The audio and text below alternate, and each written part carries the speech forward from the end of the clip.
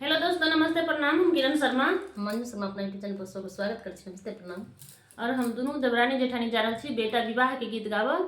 अहाँ सबके जब नीक लागत तो कमेंट करके जरूर बताए। गीत केहन लागल फुल वाच करके जरूर सुनब। हे हा